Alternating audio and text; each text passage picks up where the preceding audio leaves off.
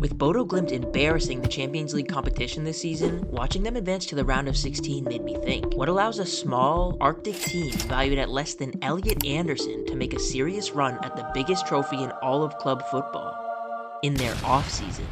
And even further, what allows any of these giant beaters to surpass all expectations? And as I dove into my research, what I found shocked me. The Bodos, the Leicesters, the Icelands, they all have a surprisingly similar formula, one that allows them to not only compete with teams valued 10 times higher than them, but to tear them apart. These 5 steps are all a team needs to go from punching way above their weight class to a real David vs. Goliath of a season. If you play for a grassroots or Sunday League football team, follow these steps and you may just find yourself making a dark horse run in the Champions League just like Bodo Glimt. This will turn your striker with 1 ACL into Ruud van Nistelrooy. Slow Joe you recruited at the pub to be your 11th man? Yeah, prime Roberto Carlos. Your buddy's uncle who says he knows proper football? 2005 Mourinho. You get the idea. The first and probably most underrated aspect of any successful football club is its stadium and atmosphere. Every army needs its home base, its fortress. If the away team shows up to a library, chances are you aren't benefiting much from your home games. But picture this, a small, compact stadium full of light. The fans are practically on the pitch. Flares are going off, chants are bellowing from the ultras. The opponents can't even get a touch on the ball without getting an earful from your supporters. But it goes even further than this, because Bodo Glimt has all of this and more.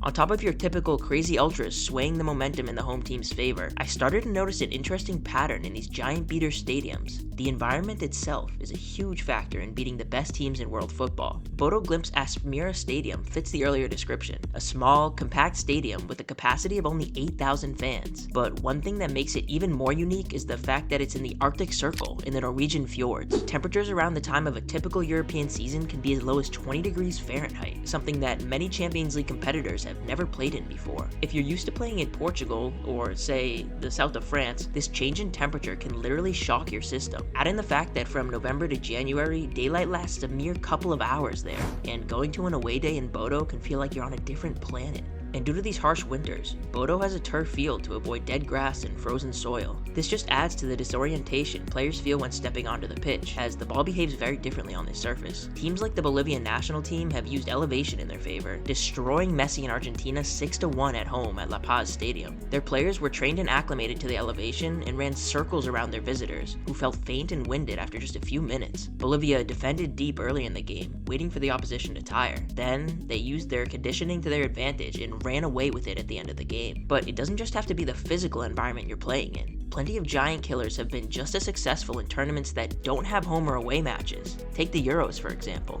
In 2016, Iceland qualified for the Euros for their first time ever, and they would be going up against European super teams. The small island nation of only 360,000 would not only be punching up on the pitch, but would be significantly outnumbered in the stands as well. So the fans devised something that could make their small fan section seem much, much bigger.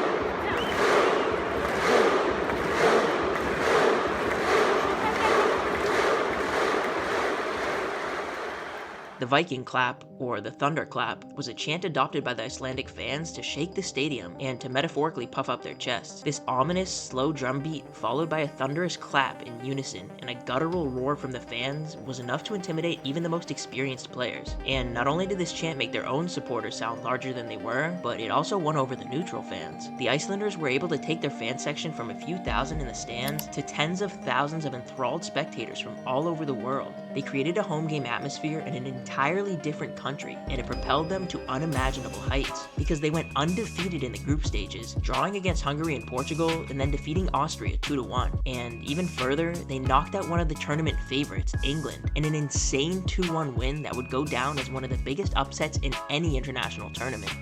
So if you're looking to turn your pitch into a Sunday League fortress, don't just bring your rowdiest, drunkest friends to put off the visitors. Consider altering the environment in your favor as well. Legally, of course. I don't mean make your net smaller or spike their Lucozade.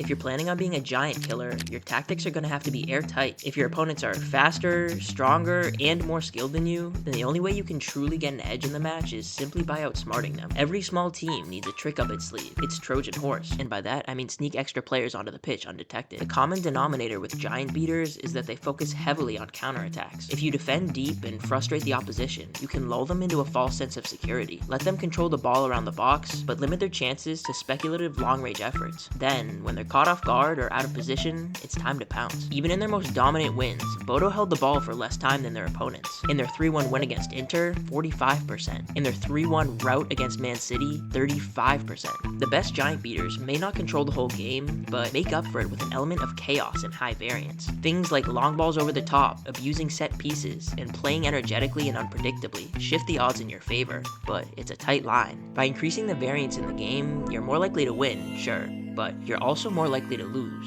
by a lot. Bodo were unfortunate examples of this, crashing out of the Champions League after losing 5-0 to Sporting. Even in Leicester's Premier League winning season, they experienced heavy defeats, like their 5-2 loss to runners-up Arsenal. But when things were going their way, boy, were they hard to stop. With Mahrez's trickery and vision, and Vardy's direct runs and lethal finishing, their opposition were left dizzy by the speed at which the Foxes played. These tactics had never been seen in the Premier League before. Pure Route 1 football, with an insane striker jacked up on Red Bull, moving like the Energizer Bunny, lashing the ball into the net almost every single game. Another massive tactical edge can come from set pieces. You don't need number crunchers like at Arsenal, but you can always take a page out of their book. Set pieces are yet another way to add chaos to any match. There's a glaring similarity that all of these clubs share. Get the ball in the fucking box. For Leicester, this means finding your big, slab-headed defender to simply put his skull through it. For overperformers like Brentford, they have a secret weapon in their arsenal, like Coyote, who, on top of being one of the best emerging talents in the Premier League, can reach the box from a throw-in from up to 60 yards away. They may not be the highest quality chances, but you're buying more tickets to the lottery. Teams like Man City and Barcelona have the luxury of having the talent to take their time with the ball, poking at their opposition and probing for an opening to create a high XG chance close to goal. If you don't have world-class playmakers, most teams don't, then you need to be able to create chances wherever you can. Long balls over the top and set pieces are the most reliable ways to get any shot on goal, even if they're at a lower XG than giving your teammate a tap-in after passing circles around the opposition. So when building your giant killer club, make sure you have some pace. Slow Joe from the pub might be able to put in a shift at left back, but don't let him anywhere near the attack if you want to take down a team that's better than yours on paper. Defend deep, and like it's the end of Ramadan, break fast. You can have the tactics and the squad sheet to compete with the best of the best, but if you aren't prepared mentally, then it's all for naught. Approaching these David vs. Goliath matches with the right attitude is crucial if you want any chance of squeezing out an upset victory. To beat the Giants, you have to be as confident as them. Look at a player like Vardy. Man City, Man United, Arsenal, it didn't make a difference. He could be playing Jesus and he would have the same attitude. He backed himself against anyone on the break, and although he was playing non-league football just a few years prior at Fleetwood, he had a borderline delusional faith in himself. At least, that's what everyone thought. Because can you really call it delusion if he managed to score 24 goals? This guy was a mentality monster, and he went from a no-name to striking fear into the hearts of everyone in England. And if you take a closer look at Bodo Glimt, they take mental preparation to a whole new level. Meet Bjorn Mansverk, Bodo's mental coach. Oh yeah, and former F-16 fighter pilot, serving in both Afghanistan and Libya. So, what the hell is a former fighter pilot doing at the Norwegian football club? Well, Bjorn made a name for himself as a top psychologist by doing mental preparation exercises for his squadron before his missions in Libya. His calm demeanor and understanding of the human psyche allowed him to bring out the best performance in his squadron in the highest stakes missions imaginable. And Bodo, well, even though they had the football skills in the team to remain in the top division, they didn't handle the pressure, and they recognized they didn't have anything when it comes to the psychological or mental side. Although he had no interest in football, Bjorn was the ideal candidate for a struggling Bodo in 2017. His philosophy? Practice how you play, and do the mundane with 100% focus, even if it isn't glamorous or exciting. He leads the team in meditations not too dissimilar to those he practiced with his Air Force squadron in Libya. He encouraged open communication, as well as everyone holding accountability, even in the smallest of mistakes. And he took this to extremes. After every goal conceded in training, yes, training, he had the team huddle together and analyze what went wrong, and how they could improve. Every player was encouraged to speak openly and take accountability for what led to them conceding, in hopes of preventing the same mistakes in the future. This change in attitude and boost in morale took Bodo straight back to the Eliteserien, and even further, took them to 4 league titles since 2020. Bodo Glimt's board really took a gamble with Bjorn Mansverk, but their returns were immediate. They were in a precarious situation after their first few Champions League matches, struggling to find their feet, in particular because it was their off-season. They had a promising draw at home against Tottenham, but sat near the bottom of the league table, winless after 6 games. It was these exact types of scenarios that would have led to an implosion for the Yellows, just like their relegation in 2016. But this was exactly the culture shift that Bjorn Mansverk had been working on over the past 8 years with this team.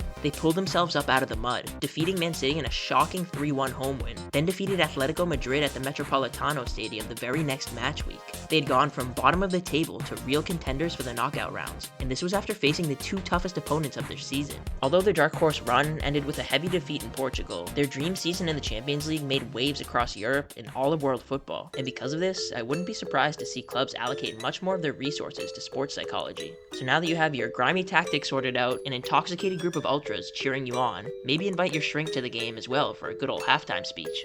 I saw you got megged by their winger who cut inside and went top bins. How did that make you feel? Having the right gaffer at the helm can make all the difference for any football club. Well, except for Tottenham, I guess. But for everyone else, and especially the Giant Killers, they need the right guy for the job. Bodo's Knutson revived the club after his 2018 appointment, and now they're showing flashes of Barca-like attacking footy. Leicester had Claudio Ranieri, the perfect conductor of chaos, the ultimate Premier League disruptor. But for this segment, let's take a look at what many consider to be the best tournament run in modern football history. In 2013, Wigan Athletic didn't just make a run-of-the-mill dark horse run, winning a couple of big games as underdogs, only to fizzle out as the pressure built. No, they went all the way, winning the FA Cup in an insane fairy tale fashion. All while getting relegated? This may not be a traditional success story, but I think it may personify the giant killer archetype better than any other example in this video, because Wigan Athletic clearly didn't have the personnel to consistently compete with the best teams in England. They had a woeful season in the Premier League, picking up only 9 wins and recording a negative 26 goal differential. So if you have one of the worst squads in the league, how do you go on to win one of the biggest trophies in club football? Well, part of that answer may be due to their up-and-coming gaffer, Roberto Martinez. If he looks familiar, that's because he's the current Portugal national team manager. Just a little less hair now. Martinez's philosophy was much different than your typical 4-4-2 football that was so common in the Premier League in the early 2000s. He ran a 3-back system, focusing on possession and width rather than deep defending in a low block. But even more important than this formation and tactical system was his understanding of his squad and what it meant to be a smaller team in the Premier League.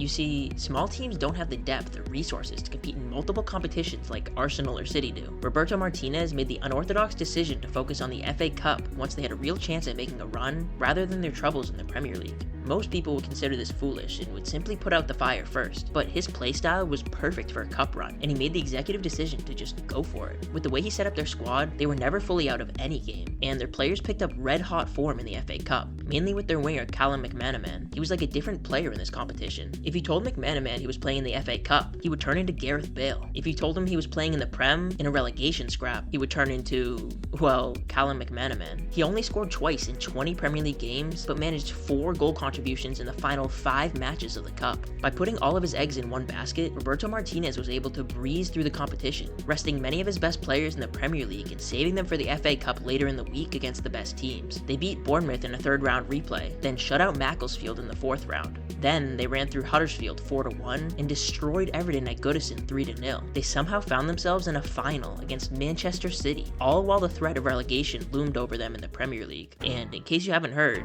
over the past 13 years, Wigan did manage to slay the Giants, with a famous headed goal from Ben Watson in the dying minutes of the game. Roberto Martinez officially pulled off one of the boldest cup stories in EFL history, beating top Premier League opposition on the way. Wigan were relegated soon after, and haven't returned to the Premier League since. It will go down as one of the greatest giant-killing stories in history, and will forever be one of the most perplexing and mysterious seasons in English folklore.